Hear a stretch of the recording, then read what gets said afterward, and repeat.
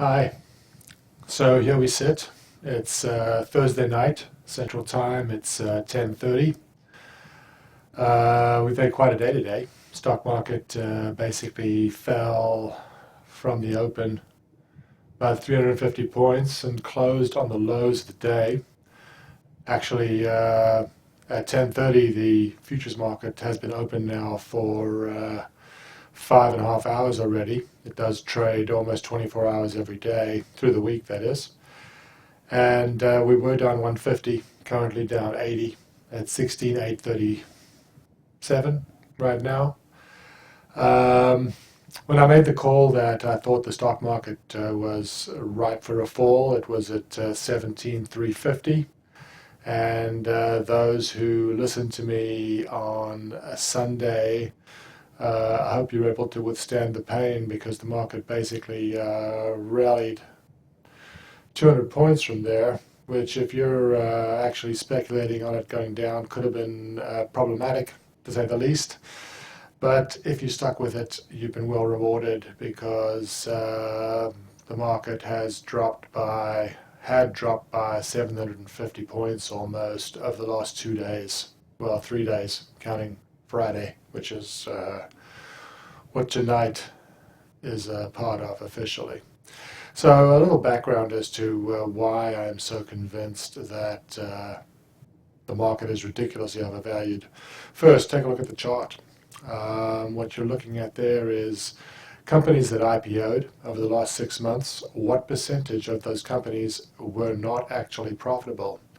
And you can see that looking at 2000 and 2008 and today, those have been peaks in terms of percentage of profitable IPO companies, which could be regarded as the level of speculation in the market. Obviously, what you're willing to pay for a company that's actually not making any money would be an indication of speculation.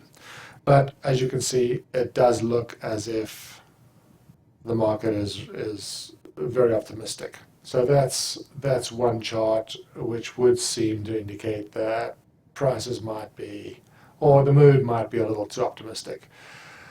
Here is part of the problem. This is courtesy of David Stockman, who he of Woodshed fame, for those who are, I guess you'd have to be 40 or 50 to even remember David Stockman, but he used to be the Office of Management and Budget.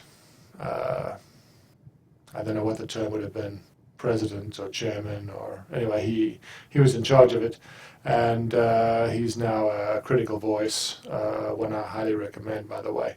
But he released this chart which shows you the number of pages of regulations added to the Federal Register.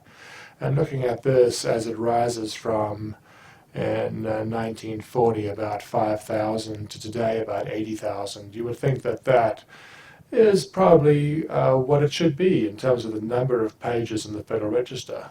But that's not what you're looking at. What you're looking at is how many pages have been added every year. So the total is not now 80,000. The total that was added was 80,000. I don't think it's possible for anybody to absorb 80,000 pages of government regulations every year, which makes it hard to comply with the laws. So one final point. Those who say that I only point out problems and not solutions, here is an example. There were two countries in 2008 who both faced difficulties. One was Greece and one was Iceland. Iceland actually did the opposite of what everybody in the world then and now recommends, which is easy money, protect the banking system. And what they did is they sent bankers to jail. They had opened lots of branches in the UK and Europe, the Icelandic banks had. And when the Icelandic banks ran into trouble in '08, those depositors could not withdraw their money. The Icelandic banks did not have it. The Europeans paid the depositors, made them whole, and then I believe I actually remember Iceland being referred to as an economic terrorist for their attitude. But they faced their problems. They had a severe decline in their GDP. 18 to 12 is 1/6, that's 15%. That's a remarkable drop. And it was all immediate. It happened within a year, if you look at the graph. And after they dealt with their problems and purged the system, they have rallied ever since. I think Iceland is an example of what should have been done. Compare it to Greece. Greece has maintained the status quo, and they have continued to slide. If anybody looks at this graph and thinks that the Greek line is going to turn up anytime soon, then they probably aren't paying attention to what's going on. Because it's not just that Greece is bankrupt and can't pay back the money that they've borrowed, it's that the creditors are insisting that Greece borrow more money to pay back the creditors. Seems hard to imagine that that situation can go on. So here we are. I would expect the market to have some kind of a bounce. I'm hoping we rally back to about 17,150, 17,1-ish on the Dow future, and that's my hope. I still think we're heading down, but I hope we get a reaction because after this precipitous decline of 750 points, I covered a good deal of my position, and I really would hope to reestablish it higher, which usually means that the market is going to go the other way. And those who trade know that the interesting stories are your losses, not your gains. In any case, I think this is just the beginning.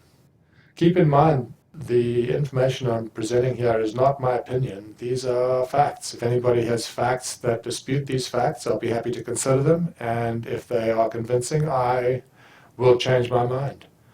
So I welcome your engagement, and I wish you the best of luck. Take care.